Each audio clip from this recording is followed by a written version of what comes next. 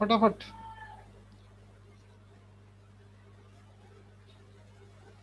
बाकी और किसी का डाउट, कुछ हो एक आधा डाउट किसी का तो।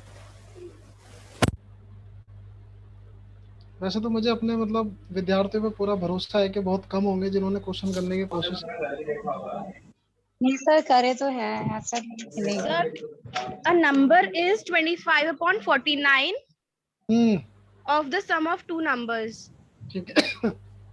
ठीक है, Find the ratio of two numbers. जैसे दो नंबर का वो जो है ना, one number is 25 by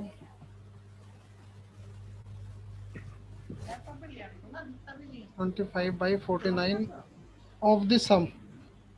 Yes, sir. इसका मतलब ये होता है कि अगर इन दोनों नंबर का जो सम है उसको ना ये डिनोमिनेटर रिप्रेजेंट करता है। तो इसका मतलब ये हुआ कि अगर दोनों नंबर का सम 49 है तो उसमें से एक नंबर का वैल्यू 25 है, तो दूसरे का हो जाएगा 24। 24. Okay, sir. तो this is the ratio. Okay.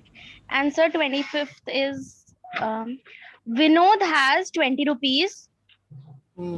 He bought 1, 2, and 5 rupee stamps. They are different in numbers. By the reason of no change, the shopkeeper gives 3 1 rupee stamps. So, how many stamps Vinod have? ठीक है, देखो ऐसा होता है कि जैसे अगर मान लो टोटल 20 रुपए है और 20 रुपए में से उसने 1 रुपए वाली 3 स्टैंप तीन ले ली, उसके पास 17. रिमेनिंग बचा 17। 17. अब उसको जो है ना 2 रुपीज वाली और 5 रुपीज वाली स्टैंप खरीदना है, तुमको कुछ ऐसे कॉम्बिनेशन बनाने पड़ेंगे अब जिससे कि वो टोटल रुपीज 17 बने और उसमें 2 रुपए वाली और 5 रुपए वाली वो आ जाए, स्टैंप आ जाए। ठीक है। तो कॉम्बिनेशन बनते हैं कि अगर आप 2 रुपए वाला एक स्टैंप लेते हो तो 5 रुपए वाली तुमको 3 लेनी पड़ेंगी, क्योंकि यहाँ से 2 रुपीज बनेगा, यहाँ से 15 बनेगा और वो 17 हो जाएगा, है ना। एक तो ये पॉसिबल कॉम्बिनेशन है। अच्छा, तो सर इसको कॉम्बिनेशन बना के करना है। हाँ, और दूसरा पॉसिबल कॉम्बिनेशन क्या हो सकता है कि आप 2 रुपए वाली 6 ले लो और 5 रुपए वाली 1 ले लो। अब ये तो कॉम्बिनेशन दो हो गए, लेकिन उसने पूछा कि टोटल नंबर ऑफ स्टैम्प कितनी होंगी। अब वहाँ तो अगर आप यहाँ देखोगे तो नंबर अलग बनेंगे, यहाँ देखोगे तो अलग बनेंगे। बट उसने क्वेश्चन में मेंशन किया हुआ है कि हर एक टाइप की जो स्टैम्प है वो अलग नंबर होने चाहिए उनके। अगर यहाँ पर 3 था तो वहाँ 3 नहीं हो सकता, फिर नहीं हो सकता। तो ये वाला कॉम्बिनेशन गलत है, तो ये सही होगा। हाँ, 10 हो गया आंसर। ओके। 10 हो जाएगा। And एक second, 38. In a mixture 60 liters, the ratio of milk and water is 2:1. If this ratio, इसको अभी छोड़ो, ये कभी करेंगे थोड़ी देर में। सर 39 भी ऐसा ही है, the ratio of milk and water in a mixture वाला। बाकी सारे हो गए। ठीक है फिर छोड़ो अभी। ओके सर, बस यही थे। Thank you sir. और किसी का कुछ है? चलो हम अपना शुरू करते हैं आज का ना। फिर जैसे आप लोगों का मेरे ख्याल से कल जो हो गया था ना, उसमें ऑलमोस्ट 60 to 70% जो है वो आप लोगों का रेशो वाला पार्ट कवर हो जाता है। और कहीं ना कहीं जितना भी एप्लीकेशन पार्ट है ना रेशो का, वो जो कल वाली क्लास में आपने किया ना, फर्स्ट वाली क्लास में, उसी से ऑलमोस्ट हो जाता है। अब हमारे पास ना सिर्फ 2 टाइप के कंसेप्ट बचते हैं रेशो में मेनली। एक तो होता है जहाँ पर आपका एक एक टाइप्स ऑफ रेशो करेंगे हम, ठीक है।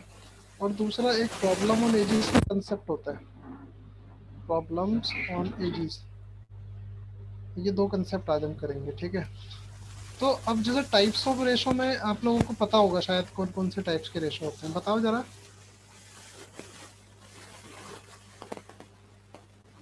बोलो एनीवन। सर जो कल आपने वो A+B A-B वाला। नहीं, वो तो प्रॉब्लम्स बता दी मैंने कि उतने टाइप्स के प्रॉब्लम होते हैं। फिर टाइप्स रेशियो ऑफ के बारे में। हाँ, आप लोगों ने ये सुना होगा इनके बारे में ना। एक होता है डुप्लीकेट रेशो, एक होता है आपका ट्रिप्लीकेट रेशो,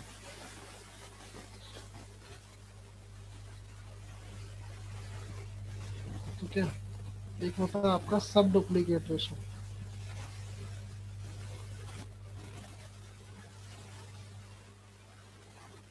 सब डुप्लीकेट रेशो, एक आपका होता है सब ट्रिप्लीकेट रेशो।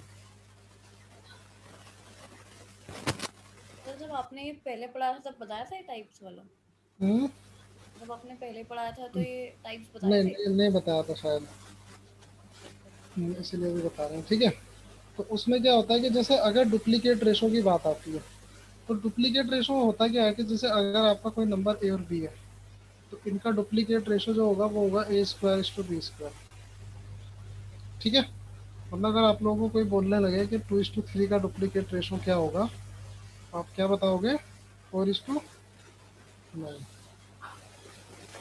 मतलब कुछ नहीं है, जो भी वो मतलब रेशो गिवन होते हैं ना, उन दोनों रेशो को अगर आप स्क्वायर कर देते हो तो वो आपके डुप्लीकेट रेशो बन जाते हैं। तो किसी भी नंबर का अगर आपको पूछता है, बोलता है कि 15:16 का डुप्लीकेट रेशो क्या होगा, तो आप बताओगे 15 का स्क्वायर 225, 56। ये आपके डुप्लीकेट रेशो होंगे 15:16 के। वहीं जब बात आती है ट्रिप्लीकेट रेशो की, तो ट्रिप्लीकेट रेशो में अगर दो नंबर का रेशो ए इस टू बी है, तो इनका ट्रिप्लीकेट रेशो जो होता है वो होता है आपका ए की क्यूब इस टू बी की क्यूब। अगर दो नंबर का रेशो ए इस टू बी है, तो ए की क्यूब इस टू बी की क्यूब होगा। मतलब अगर आपको इसी उसमें अगर 2:3 का ट्रिप्लीकेट रेशो पूछता है, तो आप क्या बोलोगे? 8:27। क्यों? क्योंकि यहाँ पर 2 का क्यूब 8 है और 3 का क्यूब 27 है। ये आपका जो है वो ये ट्रिप्लीकेट रेशो होता है। तो अब जैसे अगर फिर बात आती है आपकी सब डुप्लीकेट रेशो की, तो सब डुप्लीकेट रेशो होता क्या है? वो स्क्वायर रूट होता है एक तरह से। और स्क्वायर रूट को हम 1/2 भी बोल देते हैं ना, कि जैसे दो नंबर का रेशो ए इस टू बी अगर है, तो इनके सब डुप्लीकेट रेशो जो होते हैं ए इस टू पावर 1/2 और बी इस टू पावर 1/2, इसी को हम लिखते हैं अंडर रूट ए इस टू अंडर रूट बी। ये आपका सब डुप्लीकेट रेशो होता है। मतलब अगर मैं आप लोगों को कोई कोई दो नंबर का रेशो दे के बोलूँ कि सपोज करो अगर 25:36 अगर कोई रेशो है, तो इनका सब डुप्लीकेट रेशो क्या होगा? तो आप इनका अंडर 5। बोलोगे 5:6। This is the sub duplicate ratio of 25:36। और फिर वैसे ही सब ट्रिप्लीकेट रेशो होता है। सब ट्रिप्लीकेट रेशो क्या बनेगा? अगर दो नंबर का रेशो एस टू बी है, तो as third to root. Power one, What? हाँ क्यूब रूट You. जैसे बोल देते हैं हम ना, तो ये 1/3। इसी में अगर मैंने तुमको बोला कि दो 64:216 अगर है, 64:216 का सब ट्रिप्लीकेट रेशो आप बताओ। तो आपको पता है 64 किसका क्यूब होता है? 4 का। 4। ये मैंने यहाँ 126 लिख दिया, 216 है। 216 आप इसको बाद में सॉल्व करके बोलेंगे ये 2:3 का बनेगा, ठीक है। तो इस तरह से भी आप लोगों को जो है वो क्वेश्चन पूछे जाते हैं। अगर जैसे अब जैसे अब अगर मैं आप लोगों से एक क्वेश्चन पूछूं। सर हाँ जी। सर जो आपने under root 25 is to under root 36 लिखा है, तो क्यूब वाले फॉर्म में कैसे लिखते हैं ये? इसमें यहाँ 3 लगा देते हैं बस, अच्छा ऐसे करके ना 64, ठीक है। क्योंकि ये जो वो होता है ना, ये साइन जो होता है ये क्यूब रूट का मतलब स्क्वायर रूट का होता है। लेकिन इसके आगे आपको थर्ड रूट लेना है, फोर्थ रूट लेना, फिफ्थ रूट लेना, उतना वैल्यू आप यहाँ लिखते चले जाते हैं, ठीक है। तो जैसे अगर तुमको बोला कि किसी नंबर का सब डुप्लीकेट रेशो जो है वो, अगर मैंने बोला कि 4:5 है, तो आपको पूछेगा कि उसका सब ट्रिप्लीकेट रेशो क्या होगा। या चलो सब ट्रिप्लीकेट छोड़ो, ट्रिप्लीकेट रेशो क्या होगा? कि अगर सब डुप्लीकेट रेशो 4:5 है, तो ट्रिप्लीकेट रेशो निकालने के लिए आप क्या करोगे? पहले सब डुप्लीकेट से पहले डुप्लीकेट पे जाओगे, है ना।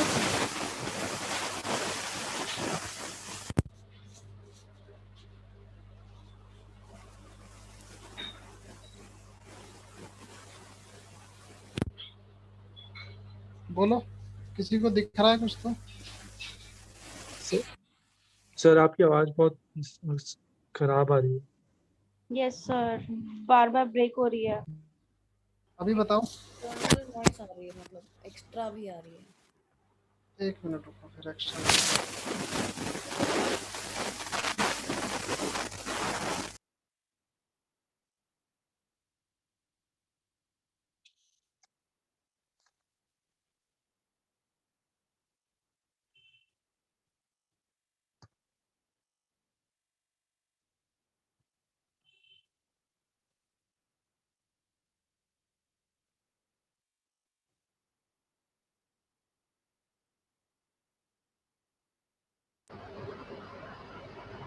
हाँ जी, अब ठीक है। Yes sir. Yes sir. चलो, हाँ मैं बोल रहा था, जैसे मैंने आपको बोला कि सब डुप्लीकेट रेशो 4:5 है, तो पहले तो आप सब डुप्लीकेट रेशो का ओरिजिनल तो निकालोगे। आपको क्या बताया सब डुप्लीकेट रेशो क्या होता है? किसी दो नंबर का रेशो अगर A:B है तो सब डुप्लीकेट निकालने के लिए A और B का स्क्वायर रूट करते हो, है ना। और स्क्वायर रूट अगर 4:5 है तो ओरिजिनल रेशो इनके क्या होंगे? 16:25। 25। 16:25 हो गया। अब तुमको इसका ना ट्रिप्लीकेट रेशो निकालना है, तो ट्रिप्लीकेट रेशो के लिए आप क्या करते हो? इनका क्यूब कर देते हो।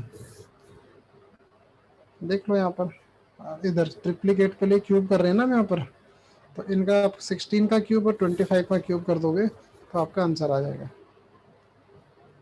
मतलब बहुत रेयर केसेस में इस तरह के क्वेश्चन पूछे जाते हैं, मतलब फिर भी हमें पता होना चाहिए।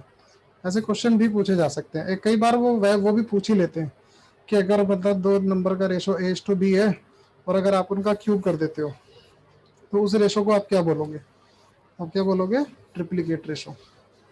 तो sir 16 into 16 into 16 is to yes, 3 बार। 15 हाँ 25 into 25। बिल्कुल, उनको 3 टाइम्स मल्टीप्लाई। मतलब उतना बड़ा नंबर मैं तो रैंडम कुछ भी उठा के डाल दिया। वो ऐसा नंबर डालते हैं जो आपको इजीली एक्सेसिबल हो, मतलब इजीली आप लोग उसको सॉल्व कर पाते हो। बहुत दूर का नंबर देते नहीं है वो। 16 का क्यूब निकालना है खुद में एक टास्क है देखा जाए तो, क्योंकि पता है मेरे ख्याल से 10 का क्यूब ही 1000 होता है, तो 16 का तो पता नहीं कहाँ जाएगा। 12 का क्यूब कितना होता है? 1728 शायद। तो क्यूब में मतलब वैल्यू जो है ना वो बहुत बड़ी होती चली जाती है, तो ये भी अच्छा खासा बड़ा वैल्यू आएगा 16 × 16 × 16। और 25 × 25 × 25 तो फिर होना ही है काफ़ी बड़ा। बट फिर भी ये फिर भी इजी रहेगा कैलकुलेशन के लिए, ये थोड़ा दिक्कत करेगा। कर लेना जो भी है, ठीक है। एक तो आपका ये हो गया टाइप्स ऑफ रेशो वाला। दूसरा, जैसे एक ना प्रॉब्लम ऑन एजिस का कंसेप्ट होता है।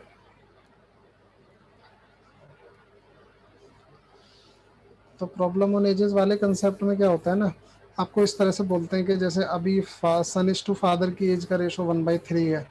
जैसे मान लो क्वेश्चन दिया आपको कि सन इज टू फादर की एज का करंट एज का रेशो 1/3 है और 10 साल के बाद after 10 years this ratio will become 1/2। तो ये रेशो 1/2 बन जाएगा और आपको पूछ सकता है कि उनकी एजेस क्या होंगी। उसके अलावा कोई डेटा नहीं होता है आपको पास। सिर्फ क्या बोलेगा? The ratio of the current ages of son is to father is 1/3। After 10 years this ratio will be 1/2। तो what is the current age of father और सन? किसी की भी पूछ सकता है, करंट एज पूछ सकता है, आफ्टर 10 ईयर पूछ सकता है, आप बिफोर 10 ईयर पूछ सकता है ना। या फिर आफ्टर 10 ईयर उनकी एज का रेशो तो तुम्हें पता है 1/3 है, 1/2 है। तो आफ्टर 20 ईयर वो रेशो कितना होगा, है ना। आफ्टर 5 ईयर वो रेशो कितना होगा, आफ्टर 5 ईयर उनका एज क्या होगा, कुछ भी पूछ सकता है। तो इस तरह की प्रॉब्लम को सॉल्व करने के लिए जो जुगाड़ी लोग होते हैं वो क्या करते हैं, वो सीधा सीधा ना ऐसे करते हैं, जैसे एक्स कर लेते हैं इस नंबर को और इसको बनाते हैं x/3x। अब उसमें जो है +10 करते हैं दोनों में, इज इक्वल टू 1/2। और यहाँ से क्रॉस मल्टीप्लाई करके x का वैल्यू निकालते हैं और फिर उन रेशो में ला जाके पुट कर देते हैं वहाँ पर, ठीक है। और उससे तुमको पता चलता है कि इनकी एजेस क्या बनेंगी। उसको सॉल्व करोगे। एक तो ये तरीका है जो ट्रेडिशनल वो है, मेथड है सॉल्व करने का इस तरह के क्वेश्चन को। लेकिन हम जो है ना मतलब एक कंसेप्ट अपने पास रखते हैं और उस एक सिंगल कंसेप्ट को अगर आप समझ जाते हो ना तो आपको प्रॉब्लम ऑन एजिस पे ना किसी भी तरह के क्वेश्चन में कोई प्रॉब्लम तो नहीं आने वाला, ही पक्का है, ठीक है। कंसेप्ट थोड़ा सा ध्यान से सुनना है तो छोटा सा ही, लेकिन बहुत इंपॉर्टेंट है, मतलब पूरा चैप्टर ही उस छोटे से कंसेप्ट से हो जाता है। जैसे एक बात ध्यान रखना, जैसे अगर सपोज करो मेरा जब बोर्न हुआ जब, तो मेरे फादर का एज ना सपोज करो 30 ईयर था, तो मैं बोर्न हुआ, तो मेरी एज का डिफरेंस और मेरे फादर की एज का जो डिफरेंस है वो 30 ईयर हमेशा रहेगा कि कम होता चला जाता है बड़े होके? बोलो। सेम रहेगा। सेम रहेगा। एज का डिफरेंस तो हमेशा सेम रहेगा। Yes, sir. और अगर मैं बोलूँ आपसे परसेंटेज डिफरेंस सेम रहेगा कि वो भी कम होता चला जाएगा? सर कम होगा। परसेंटेज डिफरेंस कम होगा। ये कौन बोला परसेंटेज डिफरेंस कम होगा? वानी। ठीक है, गुड। परसेंटेज डिफरेंस जो है ना, जैसे जैसे एज बढ़ती है ना वैसे वैसे परसेंटेज डिफरेंस कम होता चला जाता है। जैसे सपोज करो मेरा एज तो कुछ नहीं है, मान लो 1 साल मान लो, तो मेरे फादर का जब मैं 1 साल का होऊंगा ना तो मेरे फादर का एज होगा 31 ईयर। इसका मतलब है हम दोनों की एज का जो डिफरेंस है वो 30 ईयर्स का है। तो अब अगर आप परसेंटेज डिफरेंस अगर देखोगे, अगर आप देखोगे कि मेरी एज मेरे फादर की एज का कितना परसेंट है, तो आप बोलोगे 1:31। और 1:31 वो अप्रोक्स 3% के आसपास बनेगा। ठीक है, मतलब मेरा एज मेरे फादर की एज का अप्रोक्स 3% है। तो अगर अप्रोक्स 3% है तो मेरी एज में और मेरे फादर की एज में कितने परसेंट का डिफरेंस है? 97% का एज डिफरेंस है। बोल सकता हूँ ना मैं ऐसा? बोलो। सर एक बार आप चलो मैं थोड़ा इजी सा डेटा लेता हूँ। जैसे अगर मैं यहाँ पर रखूँ तुमको ना, यहाँ मैं अपना एज रखूँ 1 ईयर, फादर का रखूँ मैं 20, तो 1/20 कितना परसेंट होता है? सर 5। 5%। तो मेरी एज अगर मेरी एज मेरे फादर की एज की 5% है, तो मेरे फादर मेरे से 95% बड़े नहीं होंगे? हाँ सर हाँ आ गया। ठीक है 5%। ठीक है। ठीक ठीक है। अब होगा क्या, जब मेरी एज 20 साल की होगी तो मेरे फादर की एज जो है ना वो होगी 39, क्योंकि 19 ईयर्स इधर से बढ़ा और इधर भी 19 ईयर्स बढ़ गया। जब मेरी एज 30 मतलब 20 हुई तो मेरे फादर की 39 हो गई। अब मेरी एज मेरे फादर की अप्रोक्स कितना परसेंट है? 50%, आधी है लगभग। तो मेरे फादर अब कितने बड़े हैं मेरे से? सिर्फ 50% बड़े हैं, है ना? यही एज जब मेरी 60 हो जाएगी, सपोज करो मेरी 60 होगी, मेरे फादर की कितनी होगी? 79। अब आप देखोगे 60 79 का कितना परसेंट होता है, तो ये अप्रोक्स 75% बनेगा। अब बोलोगे मेरे फादर मेरी एज से कितने बड़े हैं परसेंटेज के टर्म में? अब बोलोगे सिर्फ 25% बड़े हैं परसेंटेज के टर्म में। बट ठीक है।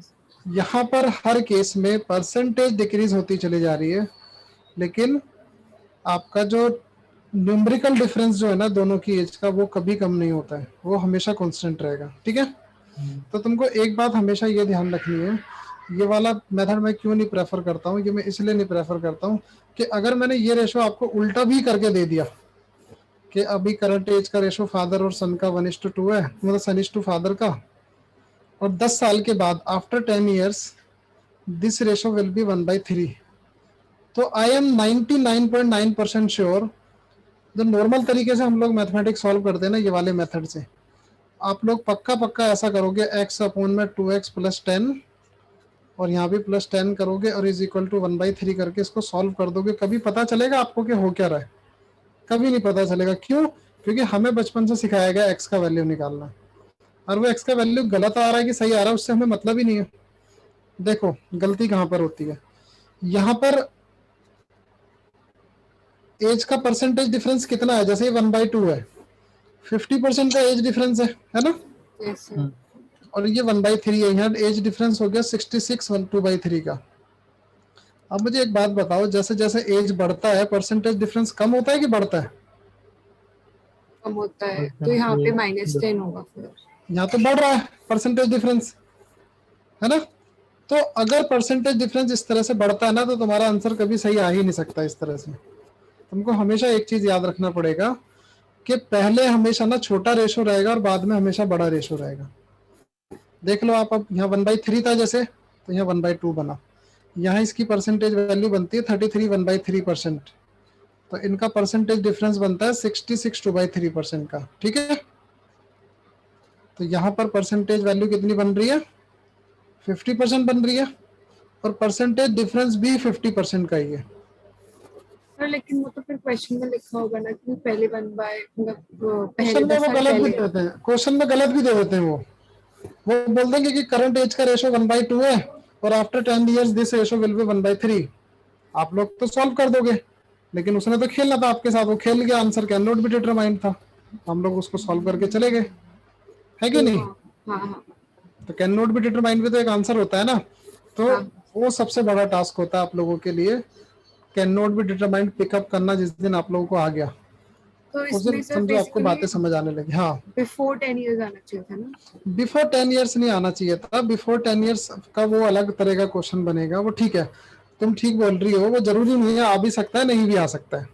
मतलब मैं तो एक बात ये बोल रहा हूँ कि जब बढ़ेगा एज, जब जब तो हमेशा आपका रेशो भी बढ़ना चाहिए। बिफोर 10 years जो तुम बोल रही हो वो ठीक है, उस हिसाब से आंसर सही आ जाएगा, बट जनरली मतलब मैं देखा नहीं हूँ ऐसा क्वेश्चन वगैरह, पर हो भी सकता है, इट कुड बी।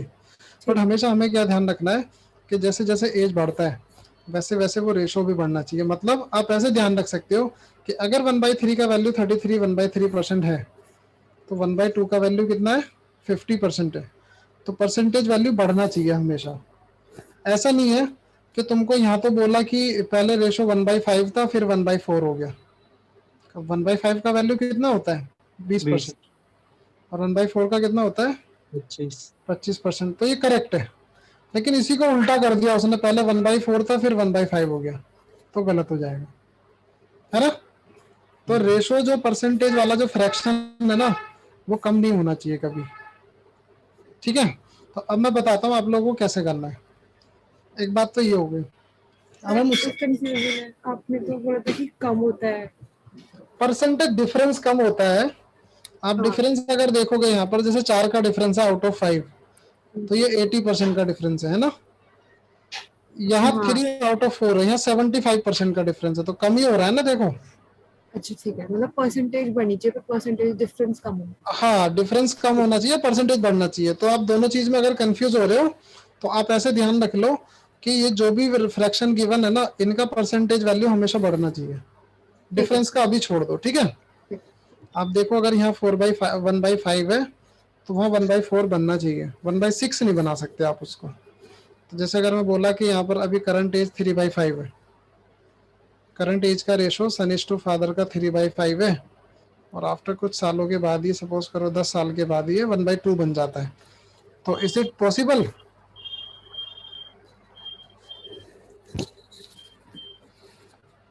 अच्छा,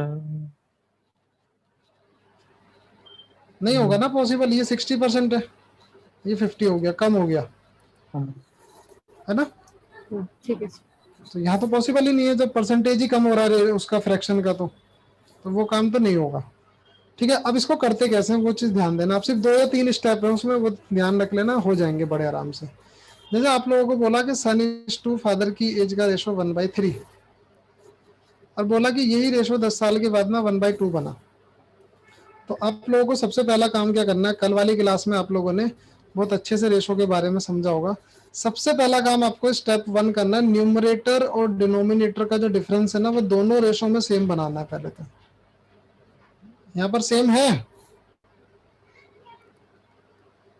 अगर मैं बोलूँ नहीं। न्यूमरेटर इज टू डिनोमिनेटर का जो डिफरेंस है वो सेम बनाना है हमको, तो सेम तो नहीं है। No. तो यहाँ जैसे 2 का डिफरेंस है, यहाँ 1 का डिफरेंस है। Multiply. अब अगर आप 1 के डिफरेंस को 2 बनाओगे तो इंटू 2 मल्टीप्लाई कर सकते हो ना, और वो सब में मल्टीप्लाई हो जाएगा इंटू 2। तो यही रेशो आपका यहाँ अगर 1/3 था, तो यहाँ आप उसको 2/4 लिख सकते हो, है ना? रेशो चेंज थोड़ी हुआ, सेम प्रोपोर्शन में चल रहा है, क्योंकि आपने दोनों को 2 से मल्टीप्लाई किया, बस डिफरेंस चेंज किया आपने। अब पहला काम तो हो गया हमारा। अब आप देखो न्यूमरेटर टू न्यूमरेटर क्या डिफरेंस है और डिनोमिनेटर टू डिनोमिनेटर क्या डिफरेंस है, और ये डिफरेंस हमेशा हमेशा सेम रहेगा। अगर आपने पहला स्टेप करने के बाद आपका न्यूमरेटर टू न्यूमरेटर और डिनोमिनेटर टू डिनोमिनेटर डिफरेंस हमेशा सेम रहेगा। कितने का डिफरेंस है वो? सर 1। 1। और ये 1 का डिफरेंस जो है वो आपका 10 साल के बराबर है, ठीक है? अब 1 का जो भी वैल्यू होता है उसे तो मल्टीप्लायर बोल रहे थे कल, है ना? 1 पार्ट का जो भी वैल्यू होता है उसे तो मल्टीप्लायर बोल रहे थे वानी। तो Yes, sir. अगर ये मल्टीप्लायर है तो इसको आप सारे रेशो में मल्टीप्लाई कर दो, आपको सारी एज मिल जाएंगी। जो 10 इंटू 1, 10 ईयर सन का एज है, फादर का एज 30 ईयर है ना? यहाँ पर 10 इंटू 2 20 सन का एज था, और 10 इंटू 4 40 फादर का है। आप इनका डिफरेंस चेक कर लो, 10 साल का ही है दोनों में, है ना? 10 साल के बाद दिख रहे हैं ना चेंज पूरे पूरे। Yes, sir. हाँ सर। हो गया काम सेट। और आप इससे कोई भी एज निकाल सकते हो। आप अब जैसे अब तुमको ये एज मिल गई, ये वाली करंट एज मिल गई, और आफ्टर 10 साल वाली मिल गई। तुमको पूछेगा कि 10 साल पहले इनकी एज का रेशो क्या रहा होगा, हालांकि यहाँ तो रेशो बनेगा ही नहीं, जीरो हो जाएगा, है ना?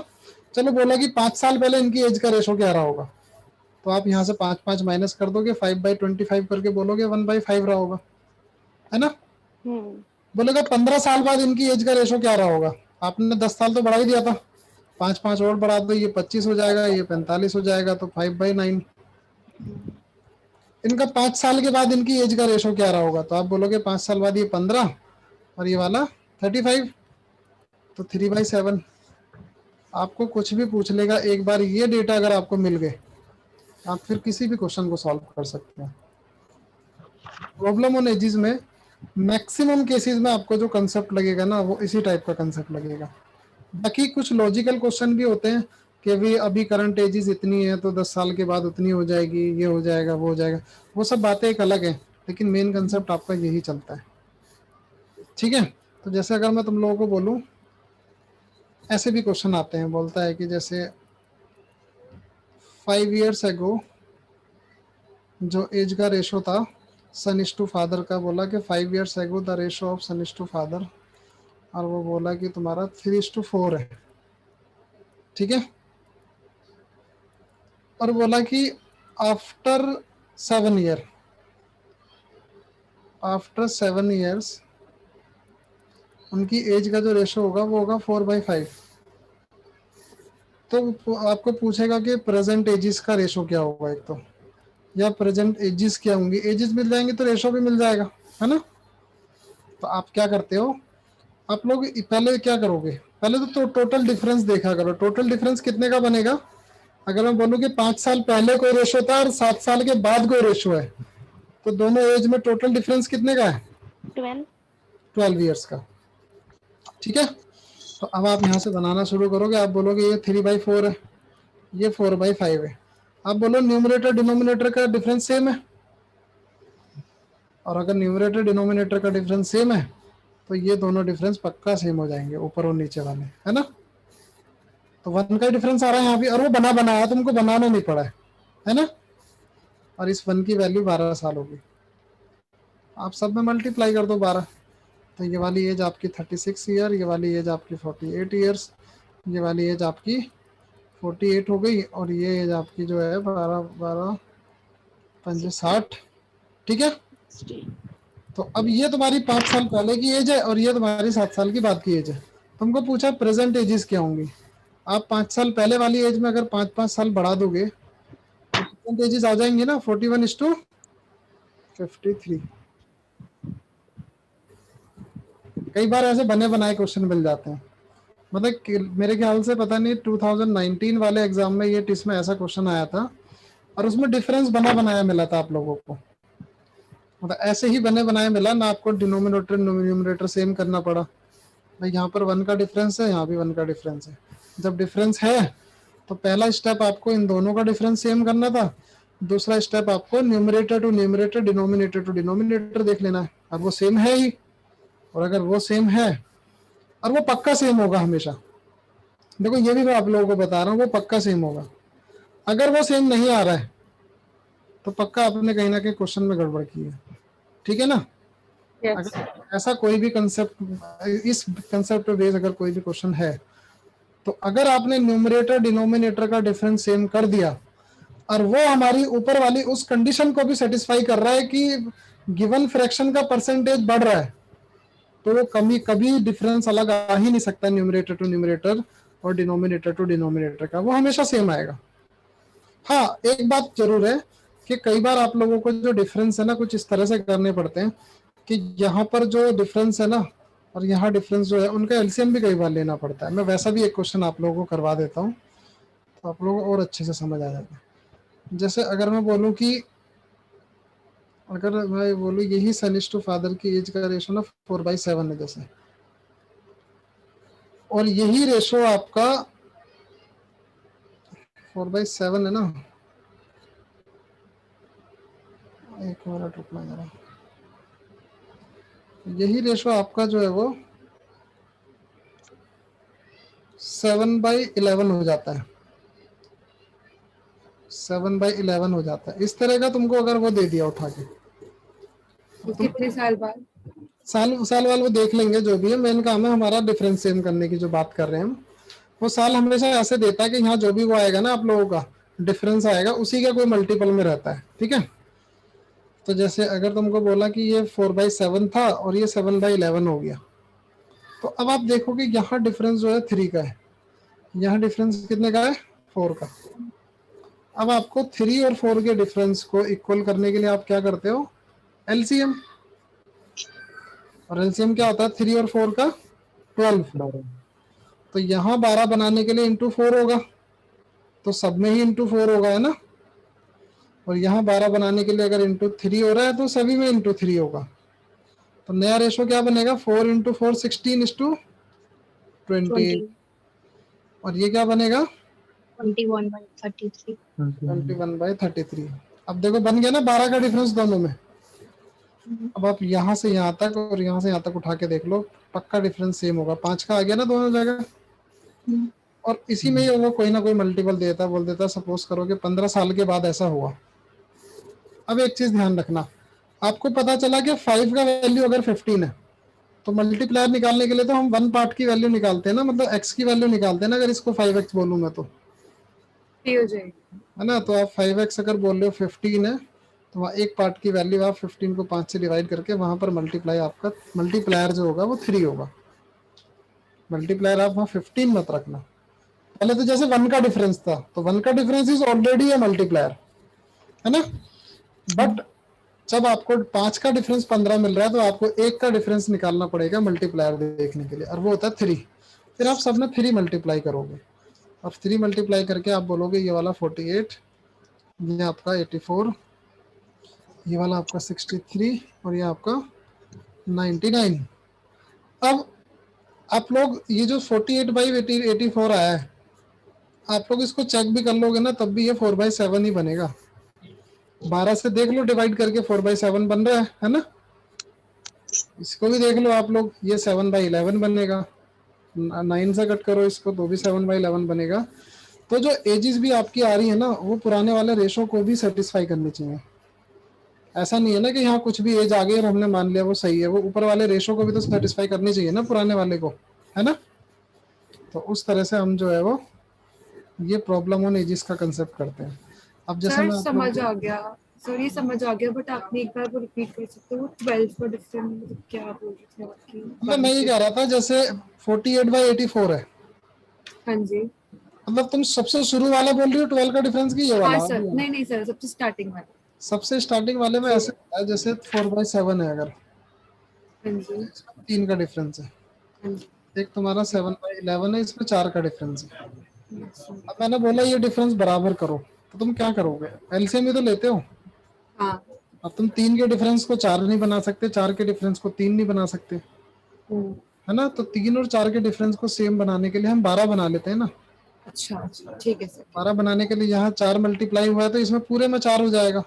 हाँ हाँ सर, ठीक है, आ गया, यहाँ अगर 3 हुआ है तो यहाँ भी 3 हो जाएगा। ठीक है, थैंक यू। सर तो अगर जो इन्होंने फिर से बोल दिया कि like find the age after 3 years लगा लेते हैं, तो फिर इनटू वो कर देंगे, आई मीन +3 कर देंगे। हाँ, जैसे अगर तुम्हें ये करंट एज का रेशो दिया है, ये आफ्टर मतलब 15 ईयर वाला है, अगर तुमको बोला कि आफ्टर 3 ईयर का एज का रेशो बताओ तो तुम 48 में 3 ऐड करो 51, यहाँ ऐड करो 87। अब एजिस तो ये हो गई अगर एजिस पूछता है तो, और अगर इनका रेशो पूछता है तो 3 से कट जाएगा, फिर ये ठीक, 3 से कट के ये वाला 17 आ जाएगा, ये आ जाएगा तुम्हारा 29। तो 17:29 is the ratio and 51:87 are the ages, ठीक है। तो इस तरह से बता देते हो। आपको बोलता है कि 5 साल पहले का रेशो क्या होगा, तो आप बोलोगे 43:79, ये 5 साल पहले का हो जाता है। ठीक है ना? Yes sir. चलो, तो ये था आपका प्रॉब्लम ऑन एजिस का कंसेप्ट। और इसमें जो है ना, आप लोगों की जो शीट है ना, रेशो वाली 2 वाली जो शीट आप बनाओगे, जैसे 1 वाली में तो ये रेस्ट की प्रॉब्लम थे नहीं, लेकिन रेशो 2 वाली जो आप लोग शीट बनाओगे वहां पर आप लोगों को ये मिलेंगे। ठीक है, तो मैं दिखा देता हूँ एक बार किस टाइप के क्वेश्चन होते हैं।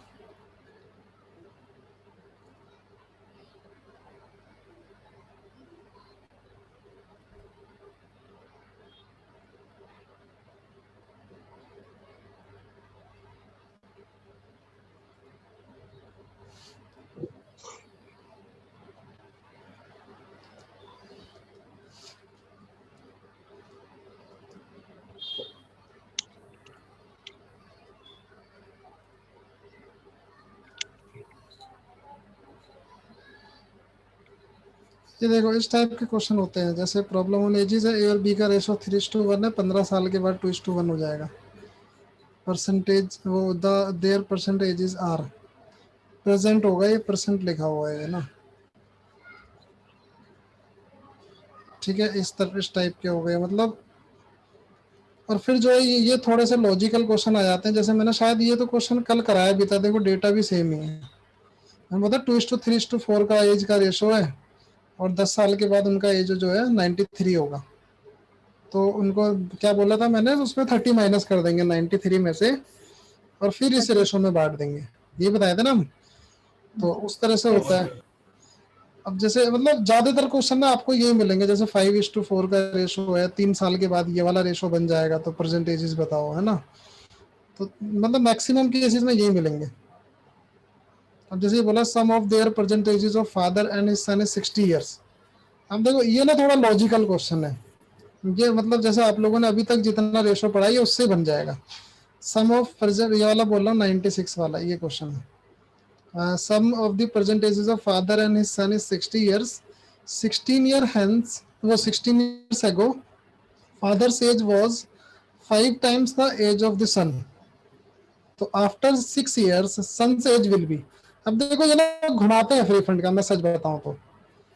अब आप ये सोचो, अगर अभी इनकी करंट एज का रेशो 60 है, ठीक है, 6 साल पहले इनकी मतलब इनके रेशो बोल रहा हूँ, सम बोल रहा हूँ, 6 साल पहले इनकी एज का सम कितना रहा होगा बताओ? 48। नहीं बट दो लोग है ना, दो लोग है ना, ईच का 6 साल कम करोगे ना, हाँ तो इनकी एज का जो सम रहा होगा 6 साल पहले वो 48 रहा होगा। और उस 48 को बोलता है father's age was 5 times the age of the son. मतलब सन इज टू फादर की एज का रेशो क्या रहा होगा? 1:5, है कि नहीं? हाँ सर।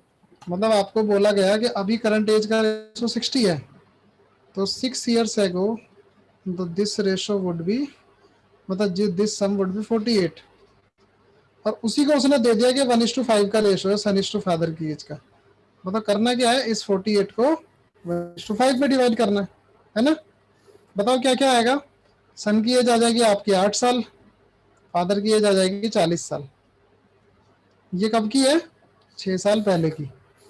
अब देखो क्वेश्चन में आगे क्या बोलता है वो।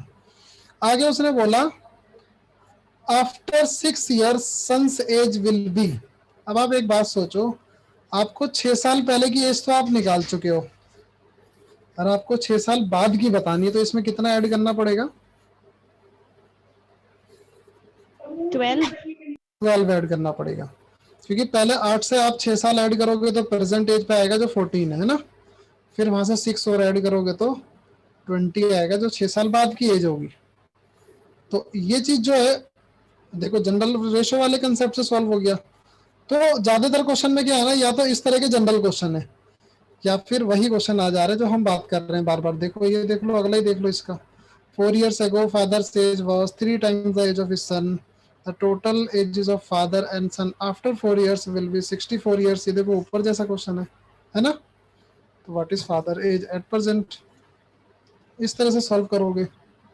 ये देख लो यहाँ पर 6 years ago the ratio of the ages of Kunal and Sagar was 6:5. कि 6 साल पहले 6:5 था. 4 year hence the ratio of the ages will be 11:10. तो what is Sagar's age at present? हो जाएगा ये. भाई 6:5 का रेशो दिया हुआ है आपको, 11:10 आपको बनाना है. अब आप इसमें तो देखो बनी है दोनों सर का वो difference तो डिफरेंस से ही होगा ना, वो जो डिफरेंस तो डिफरेंस डिफरेंस तो बना है आप लोगों का. हाँ बनी दे रखा है। ये 6:5 है, वो 11:10 है. तो यहाँ ऑलरेडी जब 1 का डिफरेंस है तो आप ऐसे चेक कर लो, ये 5 का डिफरेंस है दोनों में, है ना. 10 हो जाएगा 1 की और वैल्यू। ये 5 का डिफरेंस कितने के बराबर है वो आपको यहाँ से पता चलेगा कि पहले इसने क्या बोला 6 years ago, फिर बोला 4 year hence, तो टोटल हो जाएगा 10. बस तो ये अगर 5 अगर 10 के बराबर है तो मल्टीप्लायर क्या आएगा 2 आएगा ना मल्टीप्लायर. और आप 2 सब में मल्टीप्लाई कर दो, उनकी एजेस आ जाएंगी. यहाँ मल्टीप्लाई करो 2, यहाँ मल्टीप्लाई करो 2, यहाँ भी करो और यहाँ भी करो. अब इससे क्या हुआ, तुमको 6 साल पहले की एज मिली 12, इसकी मिली 10. तो उससे क्या होगा, अगर ये 6 साल पहले की एज है तो करंट एजेस क्या होंगी इनकी, प्लस 18 और 10 नहीं करोगे ना, 6 साल पहले की एज है ये, तो करंट एज तक आने के लिए तो 6 ही ऐड करना है ना. हाँ प्लस ये 18 और ये 16. अब देख लो क्या पूछा है उसने. What is Sagar's age at present. Sagar's कौन है, सेकंड वाला, ये वाला.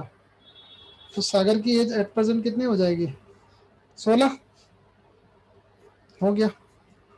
तो ये ना ज्यादातर क्वेश्चन ना इसी टाइप के हैं. देख लो 3 times Ronit after further 8 years he would be 2.5 times, वो 5/2 वाला रेशो बन जाएगा फिर. तो इस तरह से ना ये वाला एक्सरसाइज अब आप करना शुरू करोगे. और ऐसा नहीं है कि ये आपको सिर्फ यही काम आएगा प्रॉब्लम एनालिसिस में, ये आपको प्रॉपर आपका रेशो 2 वाला जो शीट है ना ये वहां भी काम आएगा. मैं दिखा देता हूँ 1-2 क्वेश्चन इस टाइप के. ये देख लो क्वेश्चन नंबर 49 बोलता है प्राइस ऑफ, 1 मिनट, मतलब price of a scooter and TV are in the ratio 7:5. If the scooter cost, अच्छा ये तो अलग है, ये तो नॉर्मल क्वेश्चन है. ठीक है ये हो गया.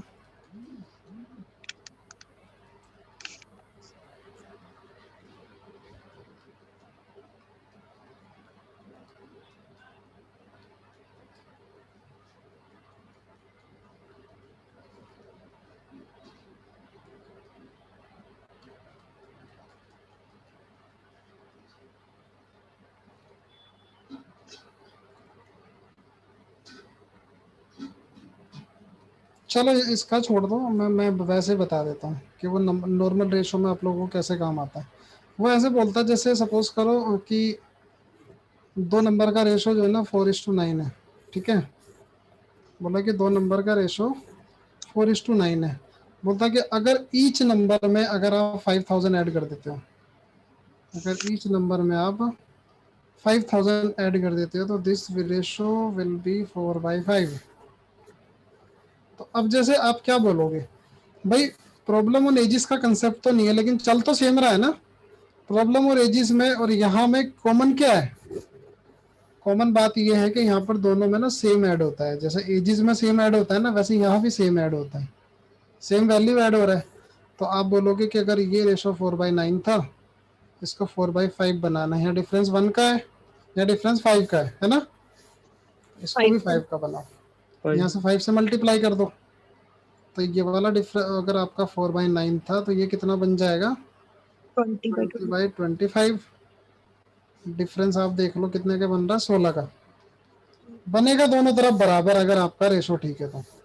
और यही 16 कितने के बराबर है, 5 के बराबर. हालांकि मैं तो रैंडम वैसे ही उठाया, कुछ भी 5000 से डिवाइड होगा नहीं, पर ठीक है चलो हम 4000 रख लेते हैं, इसको 4000 रख लेते हैं. तो ये फिर ये डिवाइड हो जाएगा एग्जैक्टली.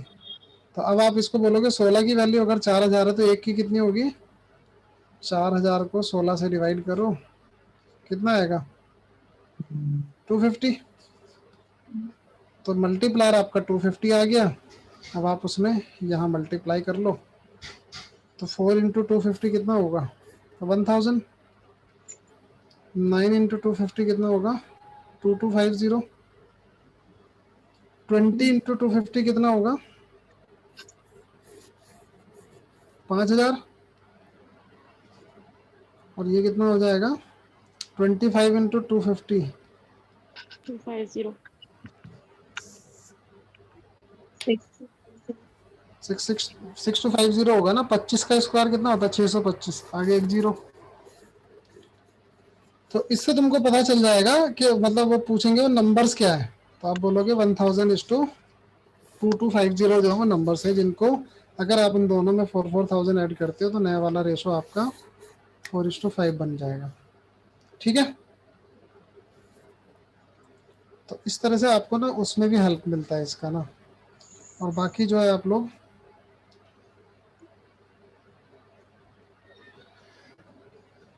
एक छोटा सा कंसेप्ट और मैं आप लोगों को उसका बता देता हूँ, जो आप लोग बोल रहे थे मिक्सचर वाला, है ना।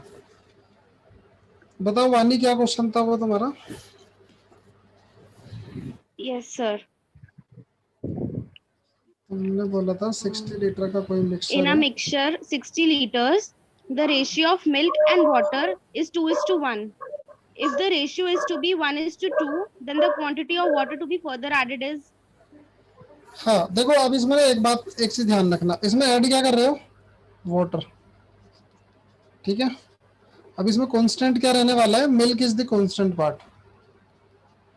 Milk is the constant part, क्योंकि मिल्क जो है ना आपका चेंज नहीं होगा। मिल्क का वो जो है क्वांटिटी जो है वो सेम रहने वाला है। ठीक है, सर एक बार आप क्वेश्चन एक बार रिपीट करना सर। पहला मिक्सचर 2:1 है, उसके बाद ये हाँ, चेंज करा जाता है? उसमें कितना पानी ऐड करेंगे वो रेशो चेंज हो गया, 1:2 हो जाए। अच्छा कितना, ओके ठीक है। तो ये हो गया मिल्क इज टू वाटर। तो आप लोग क्या करोगे, जैसे 60 लीटर को पहले ना 1:2 मतलब 2:1 के रेशो में बांटो तो क्या बनेगा? 40 and 20 40 एंड 20। अब इसमें कांस्टेंट वाला पार्ट क्या है? मिल्क milk का। वाटर आप ऐड कर रहे हो, लेकिन मिल्क तो कांस्टेंट रहेगा नए वाले मिक्सर में भी, है ना। hmm और ये 40 लीटर उस वाले केस में इस 1 के बराबर हो जाता है, क्योंकि यहाँ तो मिल्क तो कांस्टेंट रहेगा ना। मतलब यस सर यस मिल्क 40 ही लीटर रहेगा, और उसी 40 लीटर जो इस एक पार्ट के बराबर है ये। और एक पार्ट की वैल्यू अगर आपकी 40 है तो दो की कितनी हो जाएगी? 80। 80। सर तो 40 ही है और 80, ये टोटल मिक्सर कितना हो गया? 120 लीटर का। 20 पहले कितना था स्टार्टिंग में? 60 60 का। तो तो आपने ये इसमें तो ऑलमोस्ट बिना पेन यूज करे ऐसे हो जाएगा हाँ सारा। ऐसे ही हो जाएगा। तो आपने जो है इसमें इतना वो ऐड किया होगा, वाटर। ठीक है मानी। चलो yes sir अब मैं पूछता हूँ आप लोगों से एक बढ़िया क्वेश्चन। आप लोग मतलब दूध वगैरह पैकेट से लेते हो क्या दूधिया से लेते हो? उसकी दोनों करा तरीके से आता था, दोनों पहले तरीके से पहले उससे आता था, अब लॉकडाउन में पैकेट वाला। पैकेट वाला आ रहा है। आज तुमको कारस्तानी बताता हूँ मैं दूधिया की क्या होती है। ठीक है, बोलता है कि ए मिल्कमैन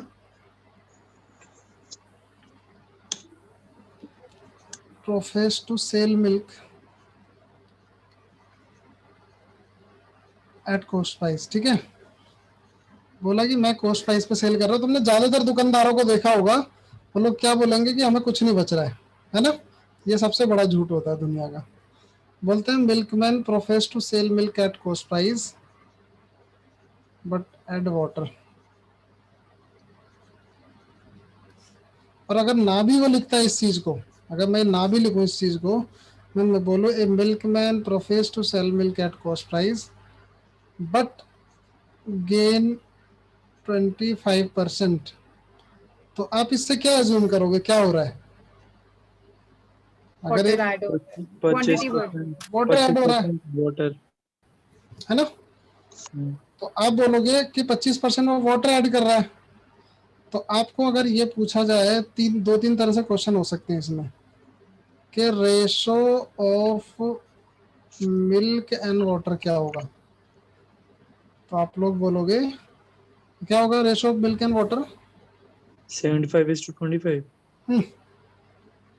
ऐसे कैसे हो सकता है भाई? कम क्यों करेगा कोई?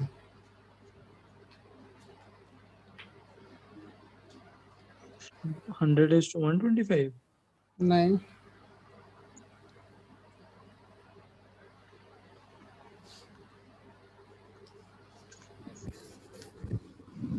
पता नहीं इस डेटा से तो। नहीं पता, चलो कोई बात नहीं। मुझे एक बार बताओ, आप लोगों को 25% प्रॉफिट होने का मतलब क्या है कि अगर उसने 100 रुपए लीटर मिल्क खरीदा होगा तो वो उसको 125 रुपए का बेच दे रहा है ना? 425। हाँ, आप बोलोगे कि 100 रुपीज पर लीटर खरीदा होगा और उसको वो 125 रुपए का बेच दे रहा है, और ये भी बोल रहा है कि मैं कॉस्ट प्राइस पे सेल कर रहा हूँ, तो इसका मतलब ये है कि 100 रुपए का तो दूध सेल कर रहा है, बाकी जो 25 एक्स्ट्रा आ रहा है ना वो पानी के है ना, ये वाटर वाले उससे आ रहे हैं। तो आप बोलोगे 100 रुपीज के मिल्क में अगर 25 रुपए का पानी ऐड कर रहे हो तो उनका जो रेशो होगा वो क्या होगा, 4:1 का। मिल्क इस टू वाटर का जो रेशो होगा वो होगा 4:1 का। ठीक है, अब क्लियर है सनी? यस ठीक है, अब अगर मैं तुमसे एक क्वेश्चन और पूछूं इसी में, मैं बोलूं अगर आपको बोला जाए क्या कहते हैं, अच्छा तो मेरा सही तो था, मैंने बोला था 100:125। तो 125 का 100:25 है सिर्फ, तो 100:125 अगर करोगे ना तो 4:5 का रेशो हो जाएगा, जो गलत है ना? ठीक ठीक। ये तब बनता है जब तुमको पूछता है कि वो पहले वाले मिक्सर और अभी वाले मिक्सर का रेशो क्या होगा, प्योर हाँ मिल्क हाँ और वाटर्ड मिल्क का रेशो क्या होगा, तब तुम बताओगे 100:125। अगर तुमको पूछा जाए concentration of water in the mixer, अगर तुमको पूछा जाए concentration of water in the mixer तो कितना होगा? 1/4 हाँ, परसेंटेज में भी बता सकते हो। 25। 25। और बताओ, कोई क्वेश्चन नहीं दिया हुआ है उसने इस क्वेश्चन का आंसर तो। 20%।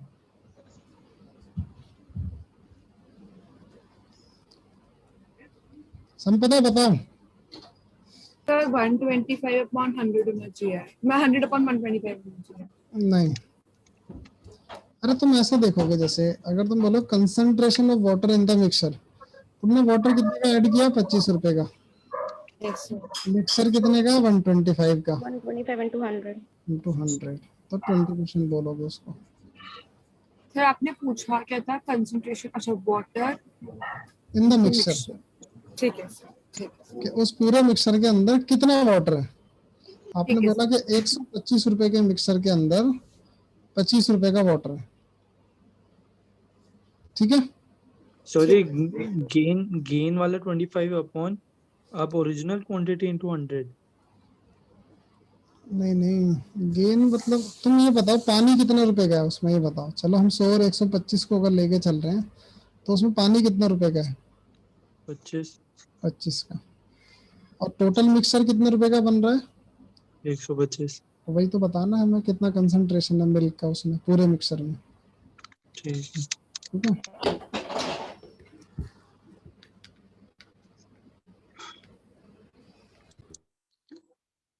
एक मिनट रुकना है।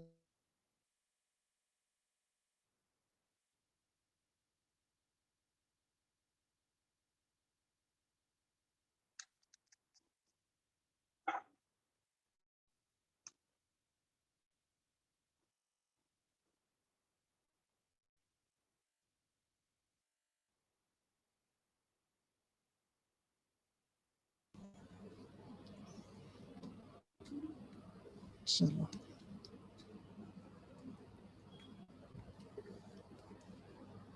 जैसे अगर मैं बोलूँ आप लोगों को कि एक ना 60 ml का परफ्यूम सॉल्यूशन है, उसमें ना 5% जो है अल्कोहल है,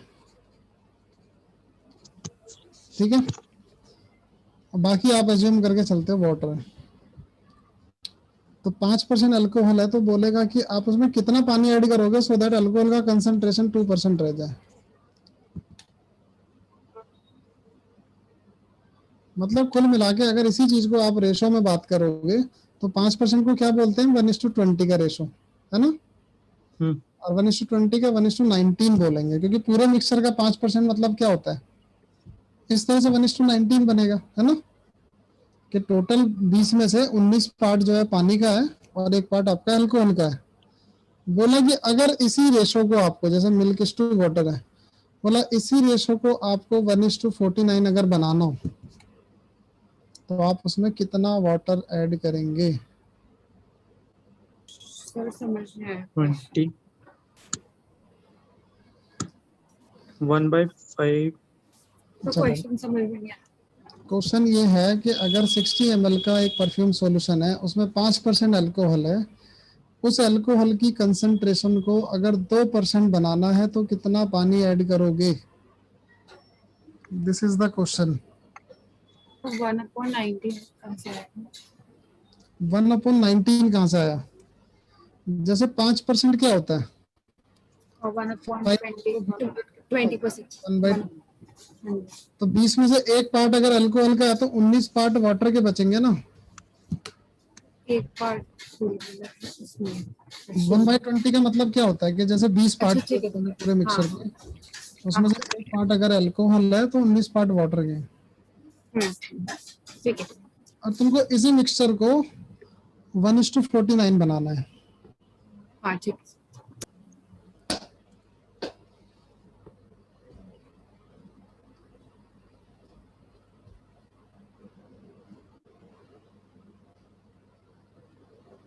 अभी जैसे सबसे पहला वाला क्वेश्चन बनाया था ना हम लोगों ने, जिसमें 2:1 से 1:2 बन जा रहा था, ये वैसे ही टाइप का क्वेश्चन है।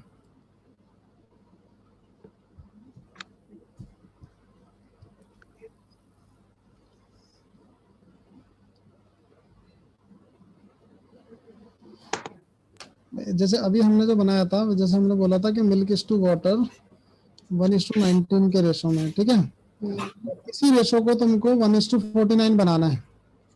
तो मैंने बोला था ना कि पहले तो इसको मिल्क और वाटर निकाल लो ना सब, या क्या मिल्क नाम ले रहा हूँ मैं, मेरे मिल्क और चला रहता है दिमाग में ना, ये अल्कोहल है ये, सॉरी, ठीक है, ये भी अल्कोहल है।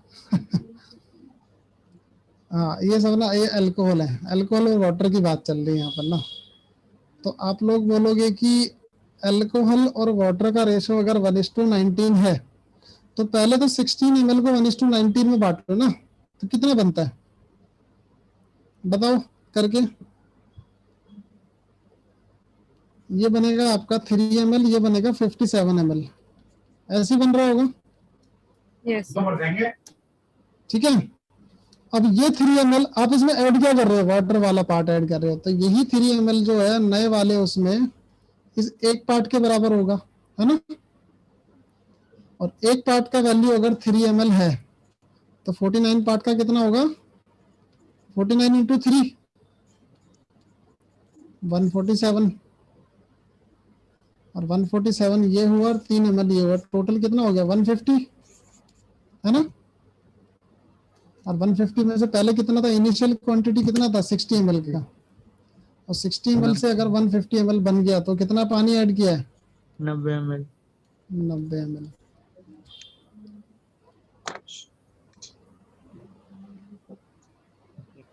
उस क्वेश्चन से कुछ अलग नहीं है, बट डेटा थोड़ा वैसा हो गया इसलिए आप लोग डर रहे हो, बिल्कुल सेम है। मैंने उसमें भी यही बोला था कि 2:1 में आप लोग मिल्क और वाटर को डिवाइड कर लो, यहाँ मैं बोल रहा हूँ 1:19 में डिवाइड कर लो अल्कोहल और वाटर को, या 3 ml is to 57 ml आ रहा है। अब ये अल्कोहल तो यहाँ कांस्टेंट रहेगा क्योंकि आप वाटर ऐड कर रहे हो, तो ये 3 ml अल्कोहल नए वाले मिक्सचर में 1 पार्ट के बराबर ही होगा। तो आप बोलोगे अगर ये 1 पार्ट के बराबर है तो 49 पार्ट की वैल्यू कितनी होगी? बोलोगे 147, तो 147 उसमें वाटर और 3 ml अल्कोहल, तो टोटल क्वांटिटी होगी 150, और टोटल क्वांटिटी अगर 150 है तो उसमें आपने 90 ml ऐड किया है, ठीक है। अगर इसी चीज को आप परसेंटेज से देखना चाहते हो तो आप बोलो कि जैसे 60 ml है टोटल, 60 ml में से परसेंट अल्कोहल का वो देखो 5% है ना अल्कोहल उसमें, तो 60 का 5% कितना होता है? 3 ml, ठीक है। और इसी को आपको कम करके 2% बनाना है, तो आप ये बोलोगे कि नए वाले मिक्सचर में ये 3 ml जो है वो 2% के बराबर होगा, और 3 ml का वैल्यू अगर 2% है तो 100% का वैल्यू आ जाएगा 150 ml। यहाँ से भी। और 150 अगर आ रहा है, 60 से अगर 150 हो रहा है तो आपका जो है वो 90 ml ऐड हो रहा है। एक बात तो ये है। दूसरी बात ये है कि आप लोगों को बहुत ज़्यादा डिटेल में भी अभी मिक्सर बताना इसलिए सही नहीं है क्योंकि आप सब लोग अभी जस्ट स्टार्ट किए हो अपने जंग को लौटना। पहले ही तुम लोगों को सीधे तोप चलाना नहीं सिखा सकते क्योंकि अरिथमेटिक का one of the difficult topic होता है ये मिक्सर वाला। तो आप लोग ये मत सोचना हमसे क्यों नहीं बन पा रहा है, ठीक है? कोई भी अभी धीरे पहले करो 2-4 महीने इन सबको, तब तुमको ये सब समझ आने लगेंगे फटाफट। अभी फिलहाल आप लोग रेशो पे ध्यान दो अच्छे से, ठीक है? और लेवल 2 वाली शीट बनाना शुरू कर दो। आप लोगों का जो बाकी बचा था, ये जो अभी तक कंसेप्ट आपको बताएं, इसमें ऑलमोस्ट रेशो का सब कुछ कवर हो जाता है, सिर्फ एक्सेप्ट अगर अभी मिक्सर वाले को छोड़ा जाए तो, क्योंकि मिक्सर में तो बहुत ज्यादा फिर डिटेल है और वो अभी बताएंगे ना तो पूरी धज्जियां उड़ जाएंगे बिल्कुल। यस। उस एलिगेशन मिक्सर वाला जब चैप्टर कराते हैं ना, वो यूजुअली तो कैट वालों के लिए ही कराया जाता है। तो बाकी थोड़ा बहुत जो ना मिक्सर का परसेंटेज में भी बता देते हैं, बट धीरे धीरे